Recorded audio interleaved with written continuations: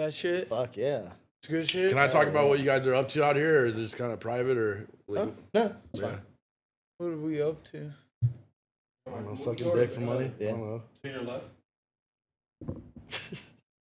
I haven't told you. That's what I raising. thought I told you last night. You're pretty drunk. Mike, you don't. That's what raising money is. Yeah. You go around, you have meetings, you just like a little day. Yeah. And hopefully get a check.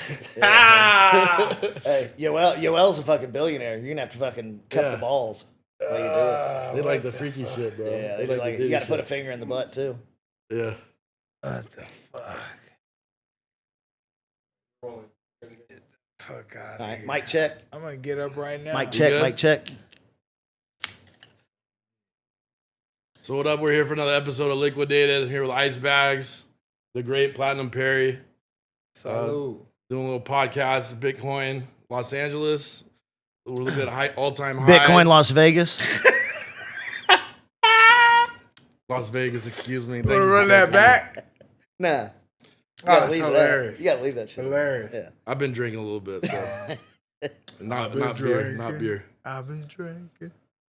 Well, It's another Beyonce song I came up with. I've been drinking.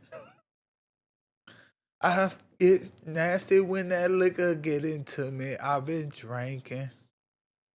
All right, give us the breakdown, Mike. What happened this morning? Oh man, I got beat up by Sean Strickland, man. Nah, you look good. I like fighting people my size, but I also like fighting people bigger than me because the first guy I went with, he was bigger than me. And he was easier to hit. I was hitting him fast. Then I sparred Sean, and it was a good round. He kicked my butt. Did a good job. Awkward. Different look. It was a point of the lesson to go and learn from him, get better as a martial artist, get stronger. Now the heavyweight Roy Nelson wants to punch me on Thursday. It'd be a good lesson as well. He could teach me something. So I'm always working, training, trying to be better. Implement myself as a businessman as well, you know, dealing with you guys. These smart guys trying to teach me a few things. So I'm just trying to pick up what I can, man, and be better. What makes Sean awkward as far as boxing is concerned? Well, he has a very kickboxer style as well. It's like it probably makes me awkward as a boxer. I can go low and stuff, and they would probably want to knee me or kick me in my face or in my guard. And, you know, I get to put my head down here and then come up with punches. But he used his range to keep his head out of my range. And, you know, it's just not your MMA fighting is not, you know, what you would always see fundamentally, but someone great can teach you something about their style. There's so many styles in martial arts as compared to only a few real boxing techniques that are true to the craft. You know what's interesting about that too, if we're gonna just on the subject, is Dricus Duplessis, right? Like he just Super beat strong. Sean, twice. He's the champ. But everybody talks about how awkward he is. Like they can't figure out his style. They're like, it looks fucking amateurish. To African street fighter. But yet nobody can fucking, beat him. He's a tank. He's ballistic. Yeah. He's fast. He's got long limbs. You know, Sean was probably 230, and I'm not even, 195. Yeah. And try to learn where I can and do what I can, and I can take that knowledge of that round. It'll get better, and eventually they'll give me a fight. And if I don't get one fight, one place, then Dirty Boxing's around the corner. We're going to do that June 14th at the Hangar in Coconut Grove. That's going to be exciting, man. Some really fun fights on there. A lot of the fighters been talking some shit. They're going to battle it out because the eyeballs are on. People are going to watch Dirty Boxing. It's very exciting style of fights, and I'm excited to be there. My second commentary, I'm going to be commentating again, and I'm going to do better. I'm going to say some shit, for sure. What are some big names that are on that card that some guys could follow? Jarizio Rosenstrike is a former UFC fighter. Fresh out. Yeah, fresh out. People were actually shocked that he's headlining the card for us. We're surprised. And man, I like this one matchup, a boxer versus former UFC fighter, boxer and EC Moon versus Trinaldo, a former UFC fighter. I think he's done BKFC as well. He's talked a little shit to me, so I might fight that guy that night as well if he don't keep his shit together and be a smart man and take the opportunity at hand. But I hope EC Moon absolutely starches this motherfucker. But that's a lot of pressure on EC Moon. He's a very skilled boxer. Mike sparred with him at Roy Jones' place. At Roy Jones' house, I sparred EC Moon. So Caceres, fresh out of the UFC. Caceres is a great fucking fight. The co-main. Well, there's like what, 7? Right, I think there's 7 and then ex-UFC Shaman Moraes versus who's Bubba Jenkins fighting? Bubba Jenkins. Yeah, it's a Shaman Moraes and Bubba Jenkins. Yeah. That's a huge Bang fight. Huge fight.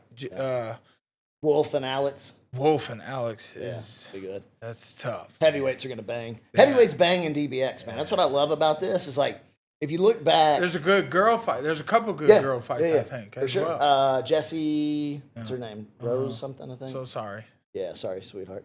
But what I love about DBX is like for the heavyweights is like for you and me, right? Like we're the same age. Like the heyday for fucking heavyweights was in the 90s. Yeah. You know what I mean? You're not Like seeing big Tyson fights, and yeah. fucking Bo and all those guys, like Holyfield, like, and then it's kind of deteriorated. If you look at the UFC, it's deteriorated even worse. Yep. Like before John came back and now like the surge of Aspinall, bro, that division was dead for years because nobody wants to watch two 260-pound dudes like lay on top of each other for 10 minutes. And that's what happens. You know what I mean? Mike probably likes to watch it, but I don't.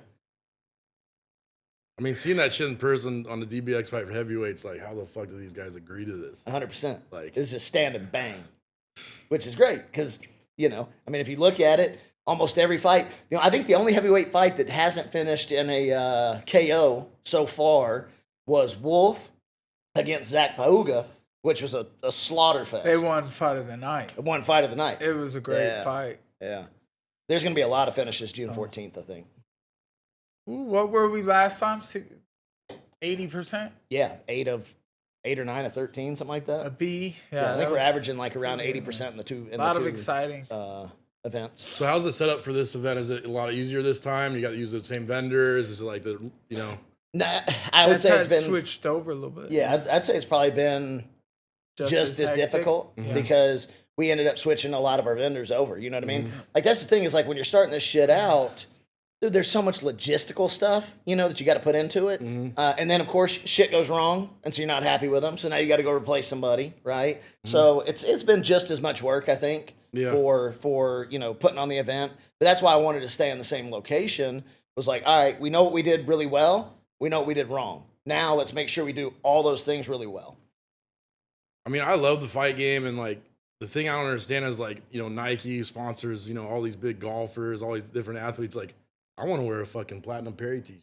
I want to wear a fucking John Jones t-shirt. I don't understand how these guys aren't making all this money, but you guys are out here kind of sponsoring, you know, trying to talk to people about, you know, Bitcoin conference and you know, moving the brand along. What are you guys doing out here? And you know, I don't understand why people aren't buying it, but if I'd be the consumer, I'd be into all the fight stuff. The DBX store just opened. You know what I mean? Yeah. So here's the thing about the fight game is it's rapidly growing. It's the third largest sport on the planet. It's the fastest growing sport on the planet. But there's still some brand reputational things that big companies like Nike are dealing with, right? It's like we want to get into it, we don't really want to get into it. So there's just certain companies out there that won't. But I mean we're out here working on sponsorship deals. We've got plenty cooking. We'll definitely have great sponsorship deals going through the end of the year. Now that we're going more consistent, right? We went November as a pilot, then we went March to like live stream. That was a huge success. Now we're going June, but then we go July, August, September, October. Now we find some consistency, and that's also what companies want, right? They don't just want really a one and done unless you're throwing like Jake Paul versus Mike Tyson, right? Where you know there's going to be 10 million eyes on you, you know, at one time. They want consistency. So that's what we're working on right now. Well, you guys are getting a tremendous amount of views and kind of building it up to get the right partners and everyone else to set this up. 100%. 100%. Yeah, that's the thing. Is like we started off super hot, right? Like, I mean, our producer, you met yesterday, Gary DeFranco, he's been with the UFC since 2002.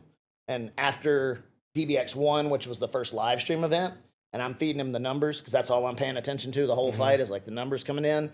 And he's like, holy shit, I've never seen anything like this ever. Like from the fight game, as far as like just coming out of the shoot, I've never seen any kind of numbers like this. And we're going to, I guarantee you, we 5X our numbers in June that we did in March. So now you're talking about big boy fucking numbers. Now you're talking about like real sponsors coming in, real money flowing in, etc. So we need you to help us 10X that shit. So watch that shit. And what was John That's Jones it. up to as far as like working on the brand and stuff? Yeah, so John, if you don't know, John came in as a co-founder. He came to the November event, fell in love with it. Him and Mike have been friends for a long time. He's also, works with Malky and them. He's the greatest fighter ever. Greatest fighter ever, for sure. We're grateful to have him. He's excited by the fights and everything. And, he's, just like I was saying about me being better, he's always working on things to be the next best thing for himself and his legacy as the greatest of all time. So, and I get to be right there next to that, man, because of the hard ass fights and work that I put in and my style, platinum style is exciting. The world needs a Platinum Perry fight. I'm ready. Yeah. Yeah. I mean, it was an honor to see that today, like watching you guys sparring like some of the greatest warriors in the world. Like Son Strickland's one of the most dangerous people on the planet. You're one of the most dangerous people on the planet. And that doesn't happen very often. Yeah, so we talk about this a lot on the podcast with Matt. And he's legitimately, let me just suck him off real quick. He's legitimately one of the most respected fighters by fighters. Yeah. Like, they come on the show every week. You know what I mean? You've seen it. Like, we have the biggest names in the fucking fight game on every single week. And almost every single one of them is like, Mike, huge props, big fan. Right? Iron Man, because the motherfucker fights. Strickland, you know what I mean? Strickland said he was going to break his hand on his head. Yeah, there you go. And people, like, fighters respect that. You know what I mean? Oh, it's my secret technique. My forehead jutsu. So we got some of the video on that, but you guys will be posting that later. But it was a cool round. You fucked up the guy before that. We didn't get the video, but you had that guy. No, that's okay. He did a good job too, man. He's a big guy. I like the challenge of learning and critiquing myself. It's hard to teach an old dog new tricks. I've been in the game a long time. Yeah. And I'm always critiquing myself, trying to keep myself cool. It's the little things, keeping things tight. Everybody loves to say, keep your hands up. Shut the fuck up, dude. You have no idea what you're talking about. If my hand is in my pocket and you throw a punch and I just lean and my shoulder blocks it and I reach around your arm and punch your face, that's a technique. Just like the Jake Paul fight. Okay, man. That weight wasn't fair, but look, I'm going to fight Eric Crypto for the Crypto Championships. If I for the WBC Crypto Championships, because he got a damn WBC belt. Hang on. Are you gonna let him come in at 240? What he's sitting at right now? Are You okay with could that? come in right now. We could I do. come at 280. It might be a problem. We could do it right now. Sean wouldn't let me in the gym unless That's I the went to thing a mic. too, man. Who wants to fight me other than these scrubs that are fighting bare knuckle? Yeah. Who wants to test their souls and see what they could really do with no gloves on? R.L. nobody. Rothstein. Don't get and more Robbie pure than Lawler. that. No, it doesn't. It's fun, man. It's a good time. Connor wants to do it, but he can't. He's not allowed. He's doing shit. Connor ain't doing that. Stop. No, he's not allowed to do it. That's what I'm saying. But he would He like don't fucking- to. No, he wouldn't. Every man wants to know what it would be like walking out there bare knuckle without doing gloves. I'll just tell you this. I don't.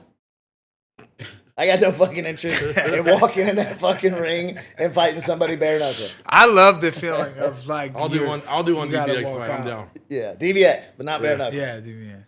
I'll do Bare a knuckle's I'll do a rough, bare bro. knuckle fight. It's rough. Yeah. Small gloves boxing is fairly sick though. It's really incredible. I was scared as fuck. I did the karate coming up, but when I looked at the glove, I looked at the guy's face, I looked at the glove, I was like, this guy's fucked.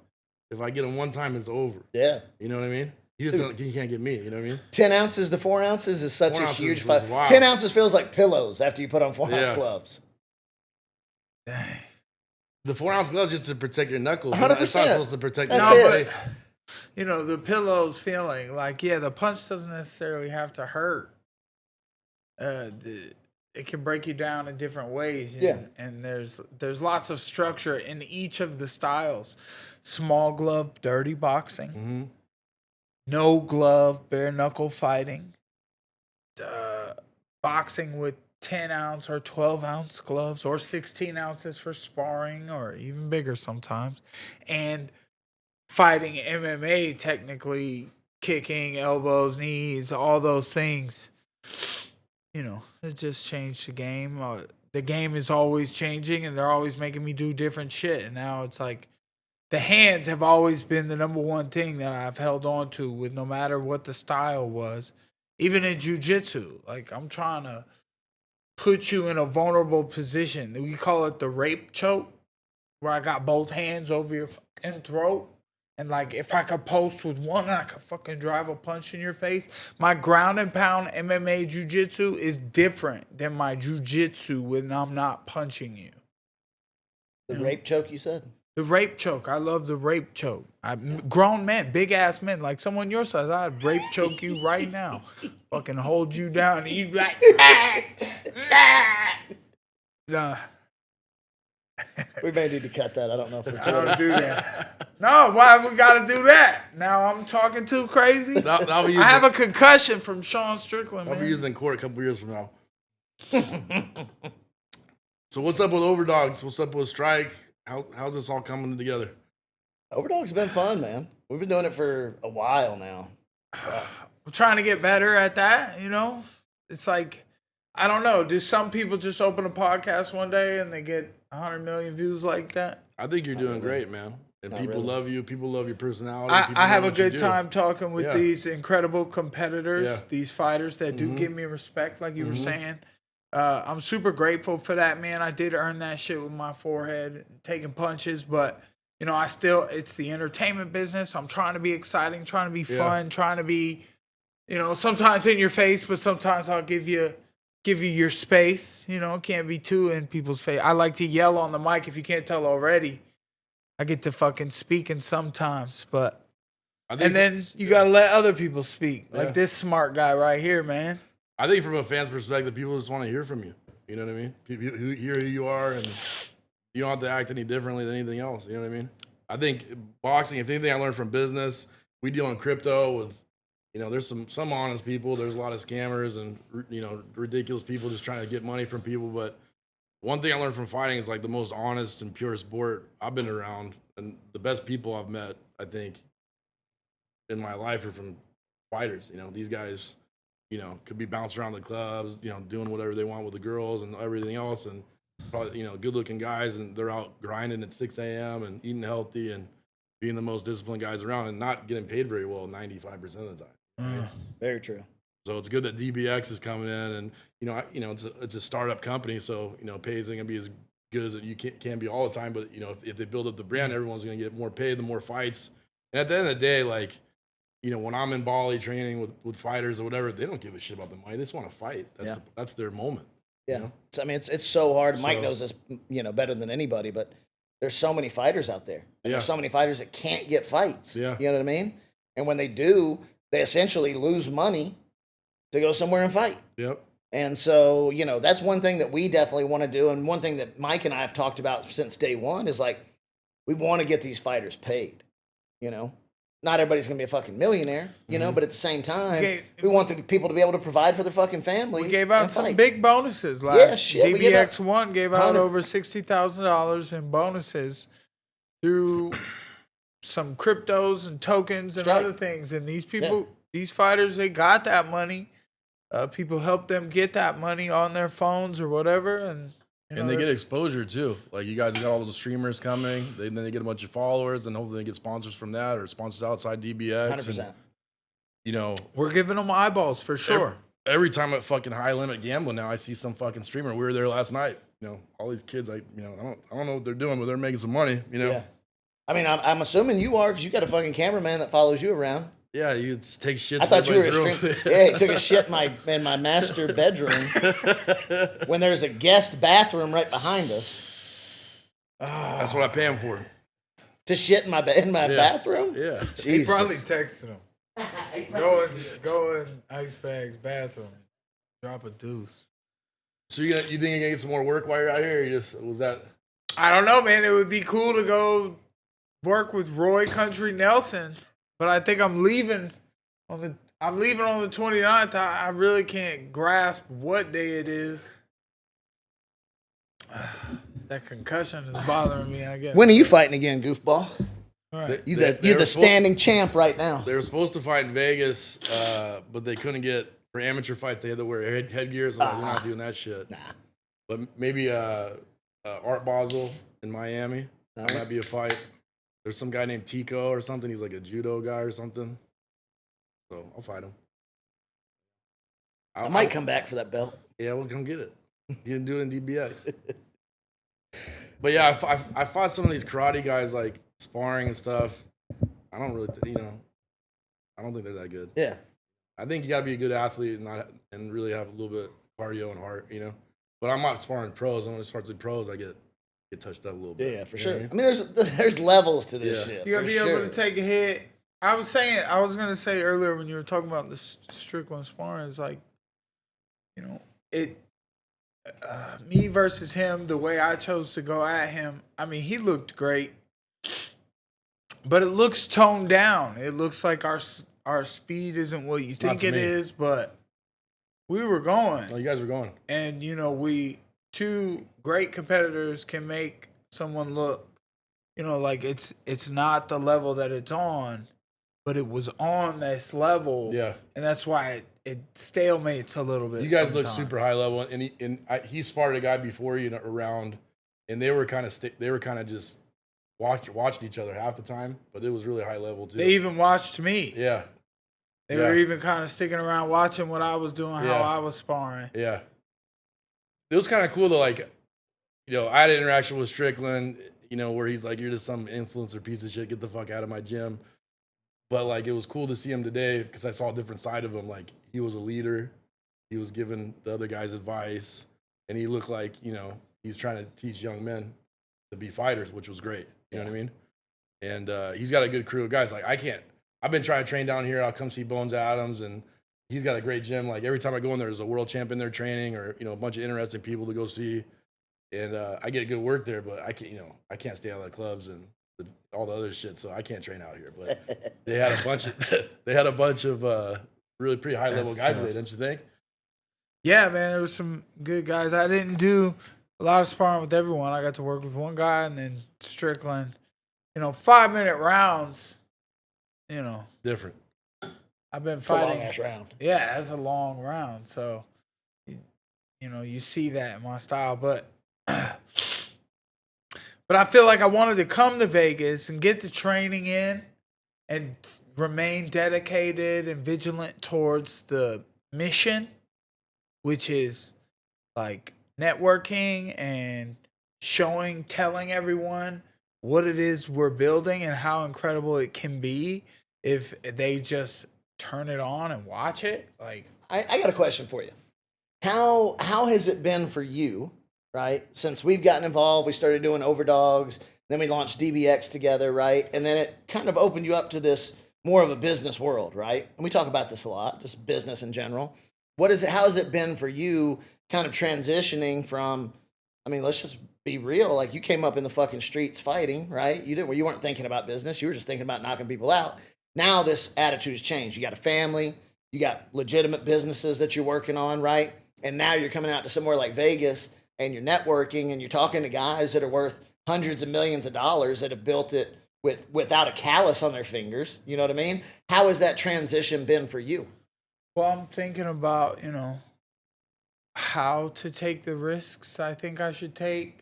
I have to get risky. I can't be too safe. It's good to be out here and be waiting for an opportunity to spring forward of how I can show action. And, as a fighter and learning how to be more of a businessman, it's all very I don't know. I got to put my dedication in places and I got to set my schedule better. I got to organize better.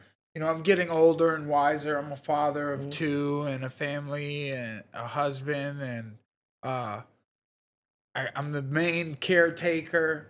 So I just, I need to put myself out there as my whole family knows me being here. It's like, otherwise, I'm being dad mode all the time. Like, I work hard for my kids and also need to go get my workouts in, stay in the top shape. And my wife, thank God, she's a beautiful cook. And, you know, she wants to eat healthy. She makes me want to eat healthy. And that way I can enjoy a donut from time to time when I do want to sidetrack. Um, and but I also need to be strong-hearted and willed and keep up with the party goers like you, motherfuckers, Like us. because I need to. Like us. That's what I was gonna say. I got my training in today. I stayed dedicated, and then you know what? I might as well kick back and party tonight. I'm ready to have some fun. And But I think it's a good lesson, especially for people that are listening to this podcast. Right? Is it's uncomfortable. Right? It's uncomfortable to get into business and entrepreneurship and networking, if you're not used to it. Mm-hmm. But it's one of those things that you have to do. Like if you're going to be, either you start some fucking goofy app, right, that just goes ballistic, or you have to grind your way to the top. And grinding your way to the top is a lot of times about your network. Yeah. you gotta ask questions. You gotta say 100%, things. You bro. ask You them gotta again, learn. Yeah. and then it gets to a point where you're like, "Damn, I feel like I've asked him that question before. I need to think about the possible responses." And then you start detailing things yourself, and then you'll get to the point you're just getting things done. Yeah. You're starting to get things done, and everyone will go, "What's going on over there? He's just getting this shit done. It's happening." And they're gonna trickle in. It took me so many years to get to that point where it's like, all right, now I know I can say I'm going to do this, and here's my 6-month roadmap for it, and I'm going to fucking make it happen, right? But that took so many years of like trial and error, learning, blowing myself up, screwing up, whether it was a relationship or a bad idea or whatever, chasing something too far when you should have cut it off. There's so many different like avenues to fail. But because you fail in so many different avenues, you learn from those avenues, right? And then now it's like, all right, I can do this, and I know I can, and here's my fucking 6-month plan, and here's a team I'm going to put around me, and we're going to make it happen. That's where I've been really fortunate, is dealing with you guys. I had some things I could bring to the table, and then you guys have made those mistakes in the past, so we're getting to kind of start off on the correct degree and angles, which is so critical. It's a slow climb, and we're just climbing through. And you guys' consistency has helped keep things on a steady growth. Yeah, and it's just, I think you're very well versed in the fact that you guys are gonna keep climbing this 100%. And it's going to get there. Yeah, no, 100%. And I'm so proud to be a part of it. And I can't wait to really get involved and get in that motherfucking ring, dude. I think fighters should focus on that more, like their brand, their marketing. And fighters are leaders of men, to me. Like, everyone wants to be around them. Everyone wants to, like, learn from them, be guided by them. But they don't spend a lot of time, behind the scenes doing that stuff. But if they did, you'll be surprised who will connect with you and work with you business-wise, because everyone wants to hang out with a fighter. I agree. At the end of the day. And, one thing I learned, I don't know about you, Josh, when I was a kid, but I would call, a very successful person or the president of a company. These guys most likely will have lunch with you. Yeah. And especially if you have a brand behind you and a name, or you're a fighter, you'd be surprised they'll sit down with you and help you through these ropes. And you just got to find people that trust you and go from there. So for all the fighters out there that are trying to build themselves up in that brand, I think it's all there for you if you want it. Networking and stuff. I mean, I've said that about amateurs. Before you start making money, or all these amateurs get so hungry. Like, I had 20 amateur fights. I didn't get paid. I kind of talked, did business, did social media, did growth, did marketing. And, I wished I'd opened a business and did those type of things before I even started getting paid for fighting, and found a way to even make money as an amateur because there are loops, and you can make it, and you can make some money as an amateur before you ever start your pro record and career. You can also get better at fighting while you get a better mental headset for the things you're supposed to organize for your life and your quality of life. Here's one counterpoint I'll make to that, though. If you would have started a business, right, that would have worked and done all this stuff and made money, what do you think your passion level or your necessity to fight and climb that ladder would have been, right? It would have been diminished. So we probably wouldn't have the Mike Perry that we have here now. But if you're a real fighter's fighter, you always have that hunger in your pocket anyway. But so much There's of a little bit more so than much that. of it comes from necessity. There's bro. a little bit more than that, I think. Like if I didn't have the money I had, Bro, all right, I would all have right. tried harder to punch. How many Strickland today. fucking trust fund babies are at the top of any of the fighting leagues, right?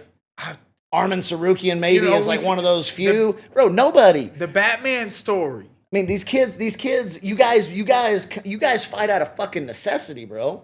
Right. It's for a meal. It's for a next paycheck. It's to feed the kids. You know what I mean? That's 95% of the fighters in the world. Yeah. So if you have a little bit of success, I feel like too early on that might even take away from it because you don't have that need to grind as hard. Well, you're in that stage now. 100%. But I felt like when you're younger, yeah, you have this unnecessary energy. Yeah. I could stay up for 48 hours for no reason when I was 18. Yeah. I was just wanted to yell that shit. Fucking and if I could have turned that into a business, as well as get the opportunity to fight sometimes, because, it's an opportunity to step into the ring. Here's what I'll say, though. Because of everything that I've done over the, 20 years in business at this point, and learned and kind of groomed myself to be, I can do as much work now in 4 hours as most people do in fucking 20. You know what I mean? So it's not like, as long as you're doing the correct steps and really, like, if you're prepared and you know what you're doing, you get more done in that period of time. You don't need to have that fucking endless energy for 48 hours straight. It's unnecessary. Well, it's like work smarter, not harder. Be that's efficient, what I do with my training nowadays. 100%. I'm older. When I was younger, 100%. I just never stopped doing push-ups. Yeah, there you go. Just fucking doing push-ups. There you go. Should have did $1 a push-up for a business or something. Yeah. And like you and me and Roy and Javier Mendez have talked about this before, like about sparring, right? They're like, nah, you don't need to be in there sparring every day.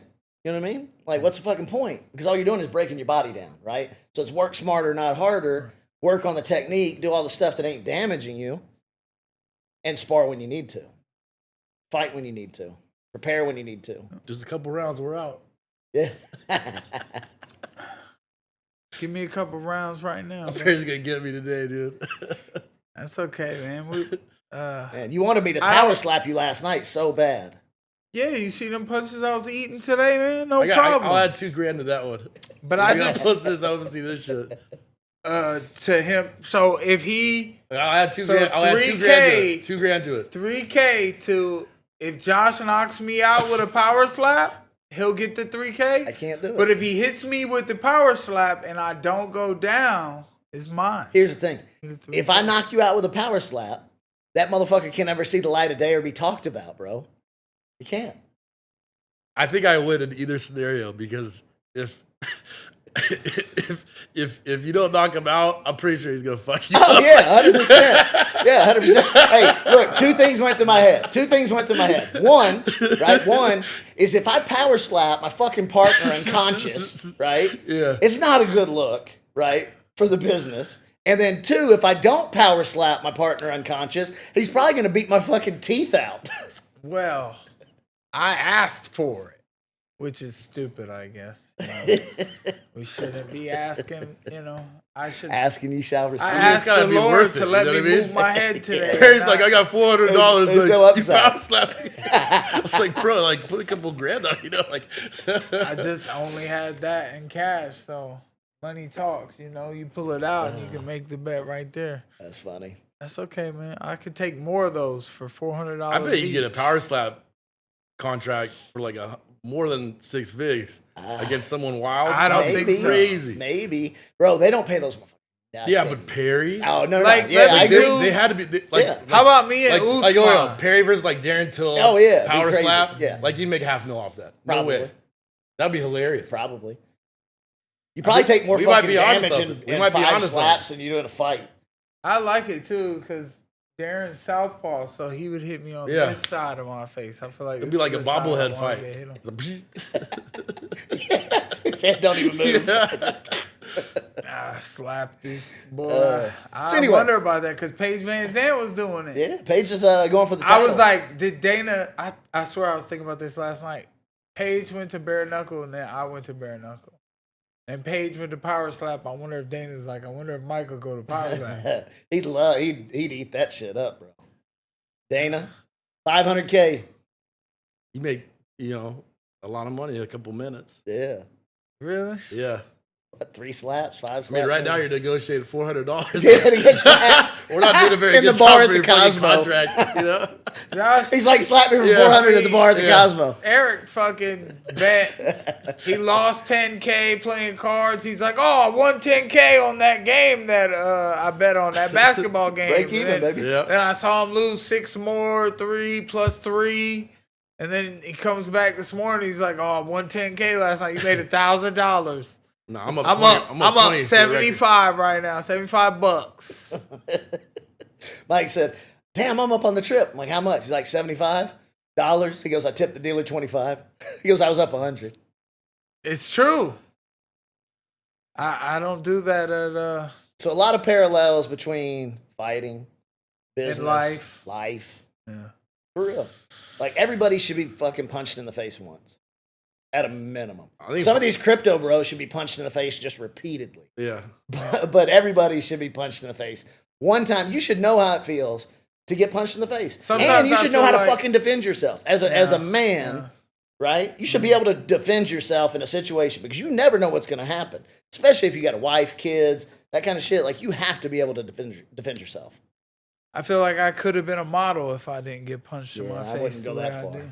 I used to be beautiful, man. talking Look at about? me He's- at my UFC Mike's debut. gorgeous, bro. My UFC debut, even a couple fights. He's a young LA I entered model. the UFC. I was 7-0, 8-0, 9-0.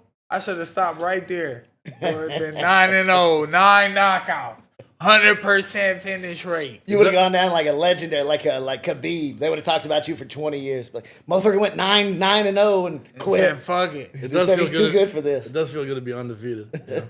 It's lonely on top. You know what I mean? Eric Mike's was, gonna kill me today, bro. I'm gonna be No, I'm no, gonna- it's I'm gonna okay. be breathing through the nose like you. Like, It's okay. You're going to sound like him. it's good that you are undefeated in your boxing my amateur boxing. career of knocking out these fucking crypto nerds Yeah. who can't fight for shit. ain't never They had to get fight in their there life. with your dumb ass and you can actually Yeah. fucking bang a little bit. It's incredible, really, to be honest with you. It's not So- bad for a 43-year-old man. You know, Eric loses in lots of other ways. You've been And there. We all have our wins and our Yeah. losses that we can count and we're happy for and also miserable for. Yeah. Some things here and there, man. Just count your blessings, man. I'll Be count happy. them, man. Don't hurt me later.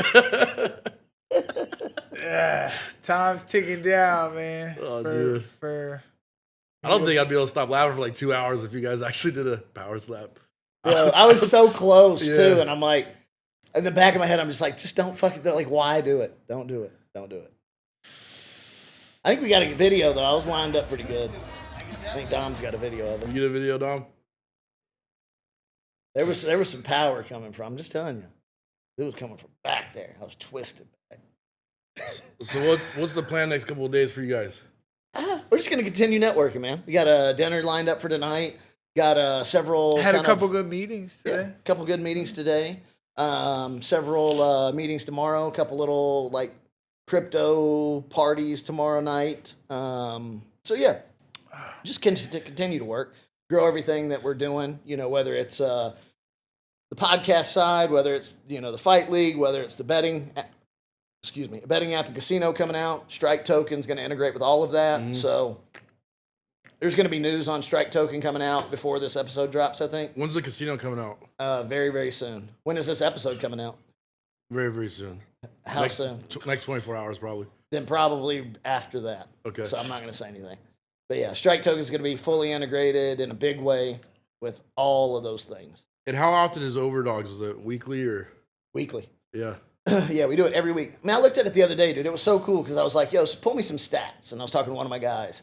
And I think we've had like, and I may be a little off here. 7. Dude, it was like 15 Hall of Famers, like 25 current or past champions on the show in a year and a half.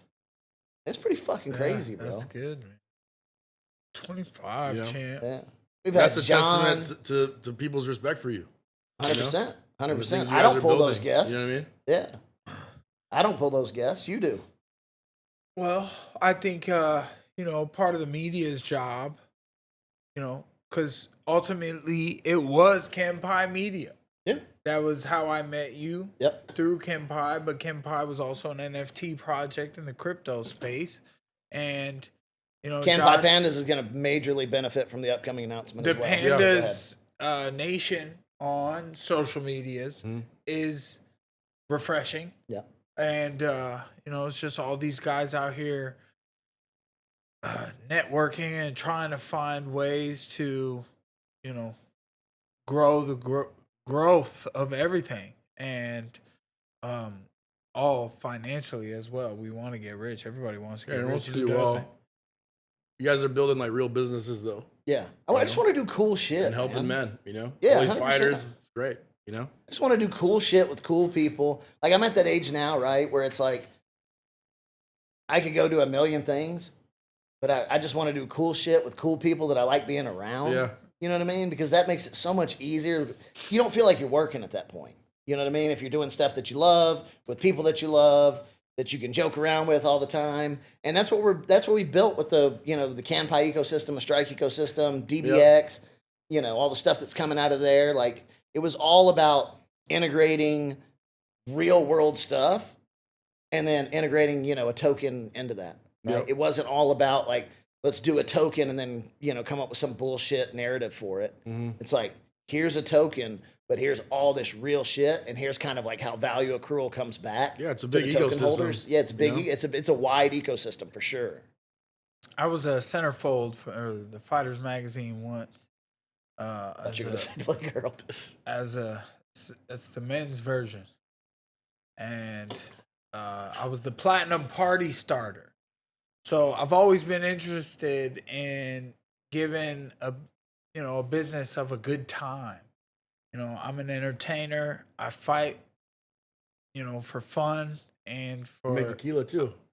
Plug that shit. I've always been intrigued. I love to drink tequila. I love to have a good time. Who doesn't want to smile and be happy in life? There are people, believe it or not, there's people that just don't want to be happy. It's a choice.